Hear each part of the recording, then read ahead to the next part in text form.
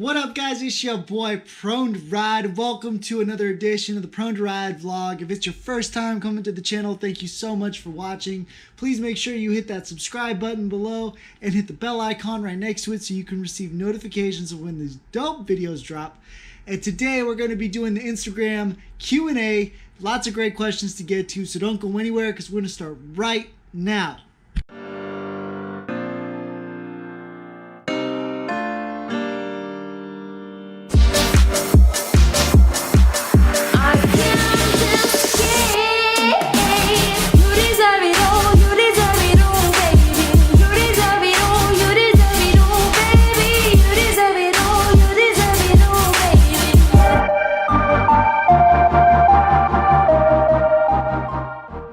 Alright guys, I'm super excited for today. It's the Instagram Q&A. You guys asked a lot of great questions. But first, my name is Jacob Pacheco. I'm a professional adaptive surfer, ranked number 2 in the country. And if y'all need to see my resume, need to check some facts, it's right there for you.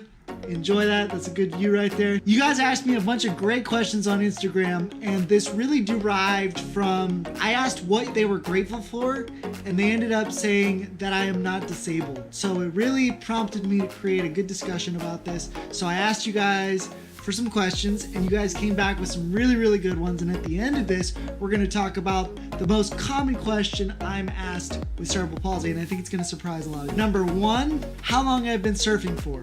Well, I've been surfing since 2014 when I moved down here, Long Beach, California, for graduate school. Since that time, I've logged about 2,500 to 3,000 hours of surf time since I've been in SoCal, and I love it. I'm never going to go away from it. So I've been surfing since 2014. Second question was, what is my favorite breakfast meal? Man, that's a tough one because I like a lot of things, but I definitely like something savory like an egg sandwich with some bacon on it, maybe a little cheese with some, some greens on the side and maybe some country potatoes. But I gotta have my latte and a pastry right next to it. That would be a perfect breakfast. Something savory and sweet. It's like a perfect blend. That would make my day. That would make my day.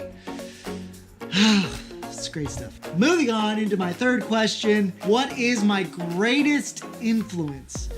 That was a great question, but the more I thought about it, the simpler it became, because the greatest influence in my life is, number 1, my family.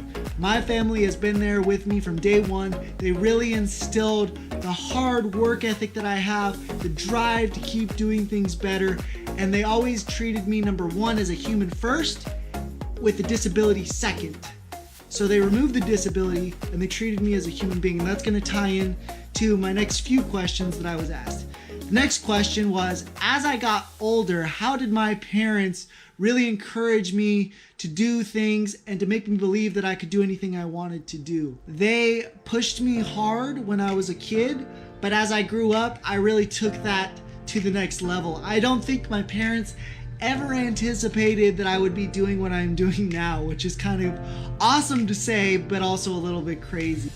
But they really instilled, the concept that I talked about earlier. Number 1, I'm a human first, and number 2, I have a disability second. And I think that was really important. That helped me grow to where I am today. And they always kept encouraging me. They were like, what's the next step?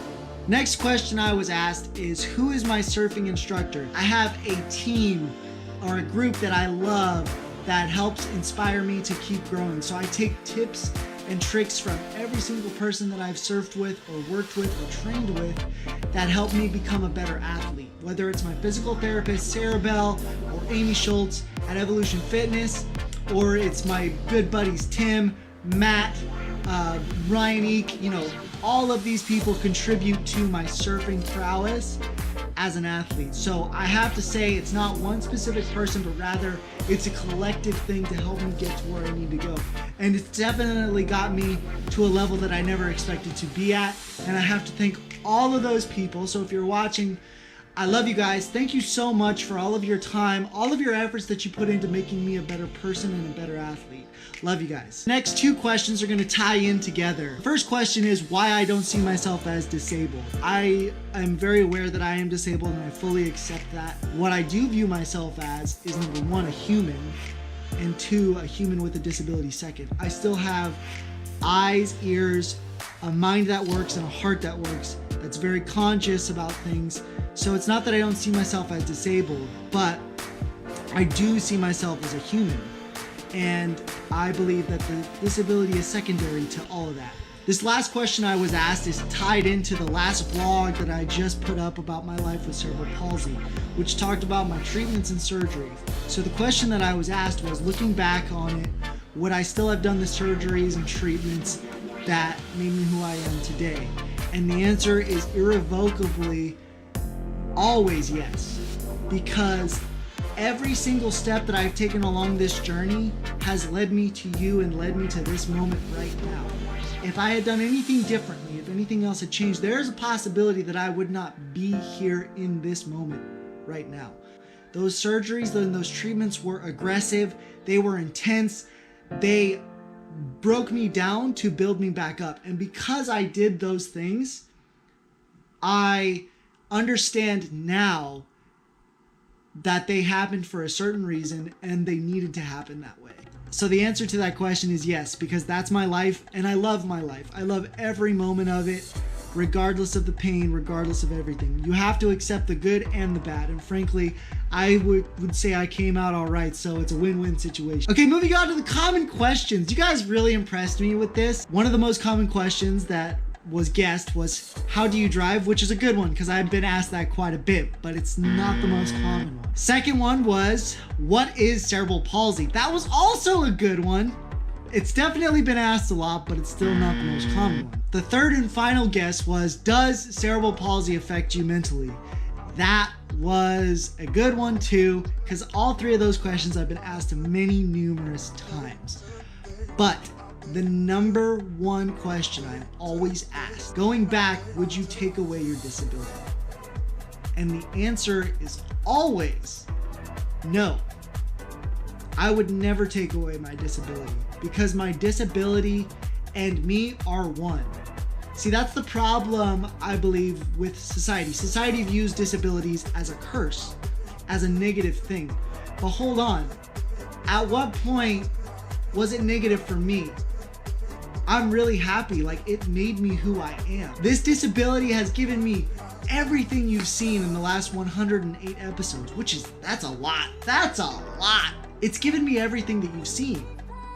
The surfing, the traveling, the education, all of those important moments in my life have derived from me living with a disability. It instilled the drive, it instilled the love, it instilled the work ethic to just keep moving forward. And thankfully I had a family that kept inspiring me to push the limits. Frankly, I view cerebral palsy as a gift. Regardless of the bruises and the beat downs and the falls that I've taken, it has been a gift that has given and kept giving in my entire life.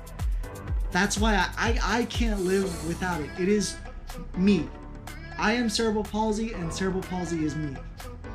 And I literally can't thank it enough because it has given me exceptional perspective.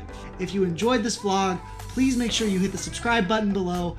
Make sure you hit the bell icon and please share this video with your friends and family and people who you might know that have a disability that could use this information. Thank you for watching, but always, hey, keep charging for your dreams and goals. I'm Pro to Ride. We out.